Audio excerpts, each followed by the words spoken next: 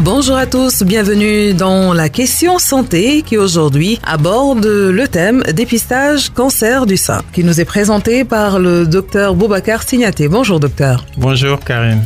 Alors nous parlons aujourd'hui du cancer du sein chez la femme parce que ça existe aussi chez l'homme. Oui, bien sûr. Beaucoup de gens pensent que ça n'existe pas chez les hommes, mais il existe aussi. Donc aujourd'hui on va faire le cancer du sein chez la femme. Chez la femme. Après on procédera à la... D'accord. Alors, pour démarrer, vous pourrez nous expliquer comment se passe le dépistage du cancer du sein chez la femme? Le dépistage du cancer du sein chez la femme se déroule essentiellement en deux examens. Un examen clinique que le médecin va faire et un examen radiographique qu'on appelle une mammographie ou mammotest, c'est l'autre nom. Donc, c'est comme ça qu'on fait le dépistage du cancer du sein chez la femme. En fait, est-ce qu'on peut savoir quelle est la tranche la plus concernée pour le dépistage du cancer du sein? Il se fait généralement chez la femme entre 50 et 74 ans. Mais dans certains pays, à partir de 40 ans, 42 ans, surtout dans les pays scandinaves, l'âge est rabaissé jusqu'à 40 ans parce que c'est l'âge à partir duquel le risque est beaucoup plus élevé chez la femme de contracter un cancer du sein.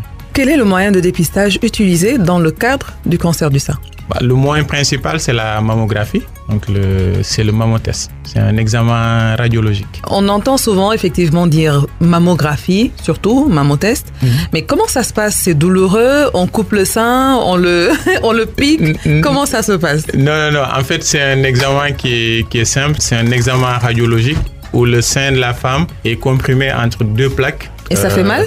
Alors, certaines femmes trouvent ça désagréable. D'autres trouvent que c'est douloureux, mais je dirais que c'est plus gênant que douloureux. Voilà, c'est gênant, mais par rapport aux bénéfices qu'on peut en tirer, on peut considérer que c'est une gêne qui peut être tolérable. C'est rassurant. Ouais. Et la mammographie permet-elle d'éviter le cancer? Non, la mammographie ne permet pas d'éviter le cancer, mais permet de découvrir le cancer du sein à une phase qui est très précoce. C'est un bon moyen de prévention, donc ça permet de le dépister, pas de l'éviter. Cet examen est-il dangereux? Non, c'est pas un examen qui est dangereux. Sur certaines tranches d'âge au-dessous de 49 ans, le rayonnement n'est pas très important parce que c'est des rayons X qu'on utilise pour faire une radiographie. Mais au-dessous de 49 ans, le bénéfice est beaucoup plus du côté de la rentabilité que du risque. Maintenant, à partir d'un certain âge, au-dessus de 49 ans, le risque est plus élevé parce qu'on a plus de rayonnement sur un organisme qui est plus âgé. Mais même dans ce cadre-là, le bénéfice est beaucoup plus important que de passer à côté d'un cancer du sein. C'est tout à fait vrai. Voilà. Alors, pour finir cette rubrique qui parle aujourd'hui du dépistage du cancer du sein, docteur Signaté, j'aimerais bien savoir ce à quoi je dois m'attendre si jamais je fais cet examen et que je suis déclarée positive. Ce qu'on peut en attendre, c'est de découvrir un cancer du sein à un stade qui est précoce, donc qui permet une prise en charge rapide.